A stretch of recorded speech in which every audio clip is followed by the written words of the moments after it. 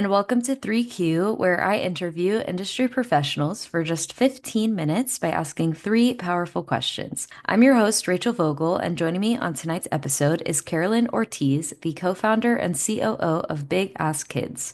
Carolyn has been carving out her own lane in music since 2009, blending publicity, brand partnerships, and live event curation with corporate stints at Chanel, Viacom, and Universal Music Group in business development roles. In 2021, she teamed up with her now co-founder, Leroy Benros, to grow Big.Ass.Kids from a record label into a full-scale music ecosystem. This year, she spearheaded the launch of the B.A.K Play.Ground, a community platform connecting artists, agencies, and labels with a vetted network of music professionals. Most recently, she introduced the BAK Sandbox, a 501c3 initiative raising funds to support music professionals affected by industry layoffs. So, Carolyn, welcome to the podcast. It's great to have you on. Before we get started, how are you? How's it going? Hi, Rachel. Thank you so much for having me. I am good. I woke up, I got sleep last night. I woke up feeling refreshed and super excited about this conversation. Let's get started.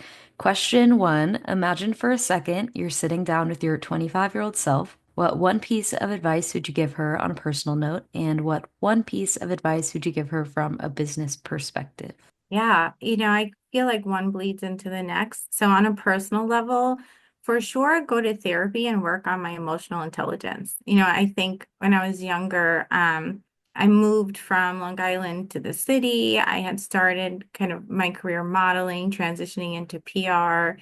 And my first sense of the industry was so much fun. And I just didn't really take care of my mental health at all. I was outside a lot. It was the blog era. There was a lot of listening sessions. And I never took the time to really become an adult, I think, emotionally at that age. And, from a personal circle standpoint, my family, my friends were in the same boat as I was. So there was like no North Star for me to really look and be like, oh, I need to act that way. Internships weren't something that my family talked about. So I just kind of went with the flow and learned a lot on my own. And if I could do it all over again, I would say, Carolyn, like, get your shit together much earlier on in your life. And from a professional side, kind of in that vein, don't waste opportunities. Don't waste connections. I think when I was younger, I just assumed because I was getting so many opportunities thrown at me, they would always be there. Or like, oh, I met this really cool person. I'll email them eventually. Instead of now, I'm like, okay, no, make that connection instantly. You're fresh on their mind. Make sure that, you're following through. My follow through game was really poor in my 25-year-old world. I would have taken internships. I would have focused much more on building connections that mattered and making sure they lasted versus maybe going to so many shows or listening sessions or studio sessions late at night, or brunches, right? I did a lot of that stuff. And my social circle was great. And that also sustained my career because I knew so many people, but my career would have moved along faster if I would have invested on the professional side sooner. It's important to recognize maybe that you don't need to show up in all spaces, but showing up in the right spaces is really what matters. I think that's a great summary. Yeah, exactly. Well, before we head into the next question, I wanted to ask you, so a lot of your early career was in business development and brand partnership roles. So in what way, if at all, do you think that those types of positions have helped propel you to create a platform like the Playground? And what skills do you think that you tap into on a daily basis in running this company? Yeah, really good question. So when I started my music career as a publicist, kind of outside, again, listening sessions, blog era, and then I transitioned over into the global brand partnership space at UMG, and I was an executive assistant. And I think if you've ever been an executive assistant in music, there is this fallacy that assistants are air quote just assistants, and you know that that is so wrong, right? We're kind of looked at like, oh, it's the bottom of the food chain. But assistants run departments at major labels. We were a global team. I was working with people across 3 different time zones, major music executives, major brand representatives. All of our major artists ran through my department.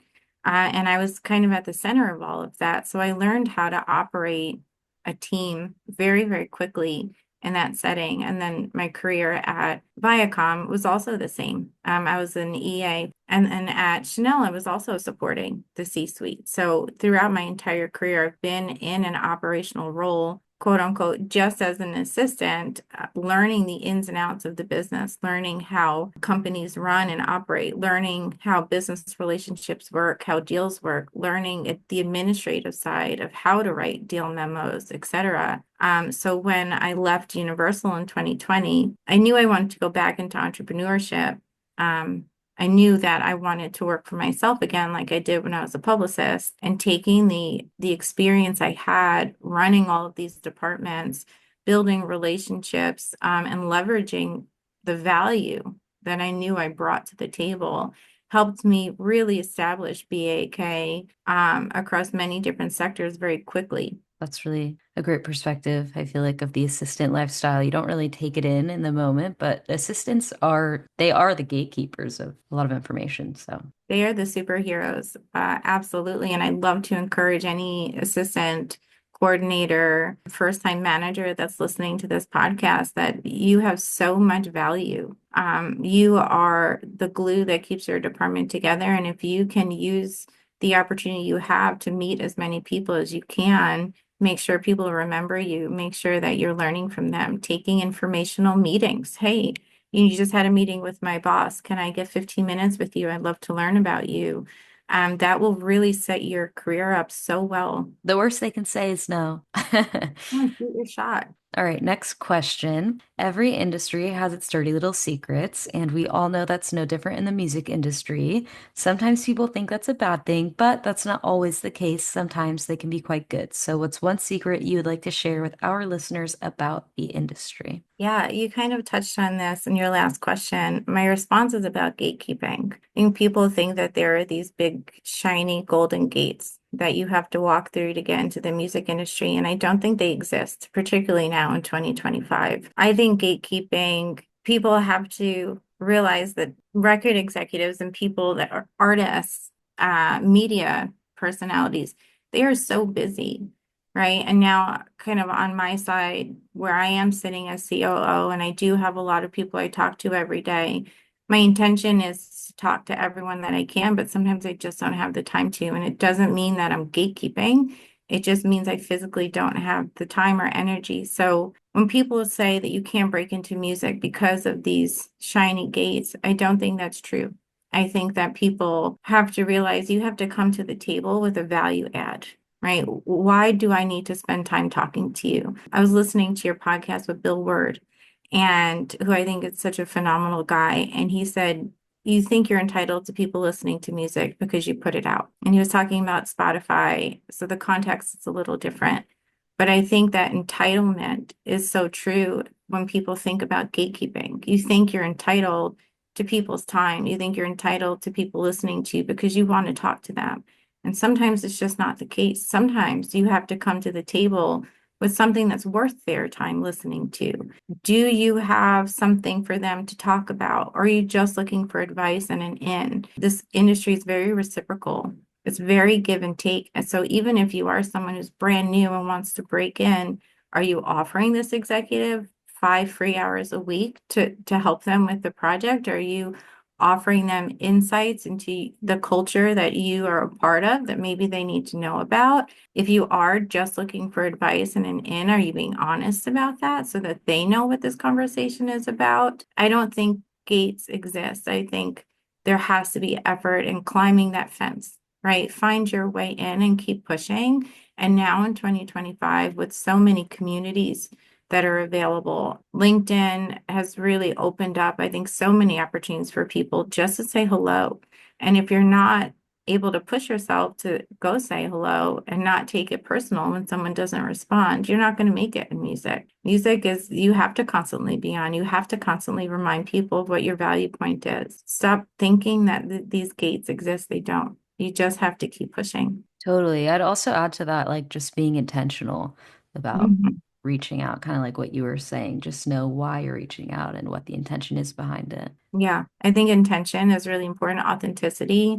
Why are you asking for someone's time? Why do you want to show up in this space? And what value do you have to bring to it? Final question. Throughout your career, I can only imagine you've been asked plenty of questions, whether it was for an industry conference, the media, or even a promotion. But throughout all of those interviews and all of those questions, there has to be one that you've never been asked but would have liked to. So, what is that question and what would be your answer? Yeah, so this is a hard. I had like a list of almost five different questions, and they narrowed it down to two. And you asked one of them, so I'm here now.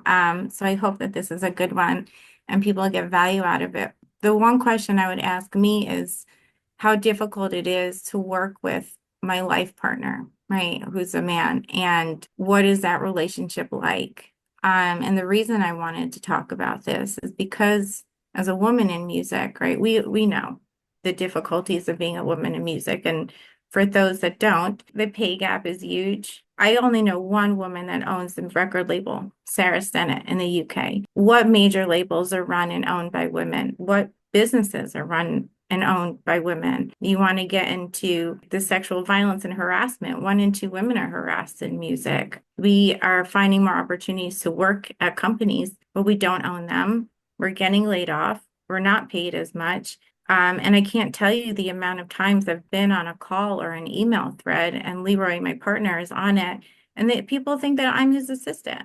Bro, I'm the boss too, and the mansplaining that goes into working with a male partner all the time, and I love him, and I can say that, and that's my person in life too, but it gets really difficult. And I think working in music for so long and now having a partner, a male partner that I'm running a business with, has done nothing but show me truly the need for women to own businesses in music. And that's why I'm starting the women's incubator and mentorship program through Big.Ass.Kids with very high-powered women that I'm super excited to announce this month, because women need to own businesses in music, and we need to be able to come out of the shadows. And I want people to look at women and say, oh, that's the boss. That's not the assistant. That's the person who runs this company, and she's not running it on behalf of a man. She's running it on her own.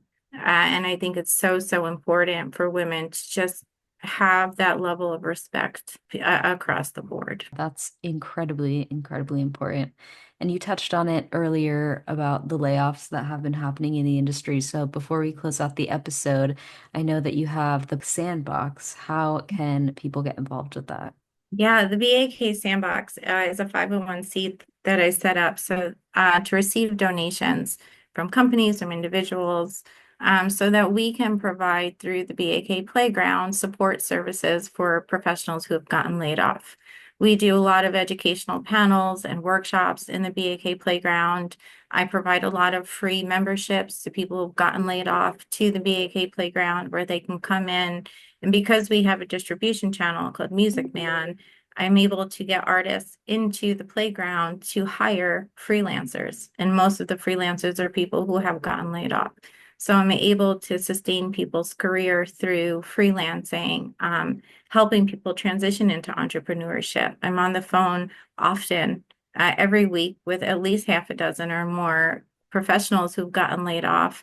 Here's what your niche can be. Here's what artists are hiring for. Here's how you can present yourself. Here's how you can build a portfolio. Here's how you can build a website. You need to talk to this person. They can help you kind of transition into the niche that you want to get into. Make this connection. Talk to this human being. And through donations from the Sandbox, it helps me operate the playground. It helps me hire people like coaches to give new entrepreneurs a chance to show up with executive presence. How do you become an entrepreneur and a business owner? So those donations are really, really valuable for us. That's awesome. Well, it's about time we close out the episode. I think I speak for everybody listening. We appreciate the work that you do. And Carolyn, Thank thanks so you. much for joining me. Thanks, Rachel. This was so great. I appreciate you. To everyone listening, I hope you enjoyed tonight's episode. Stay tuned for next week of 3Q, where I interview industry professionals for just 15 minutes by asking three powerful questions. See you next time.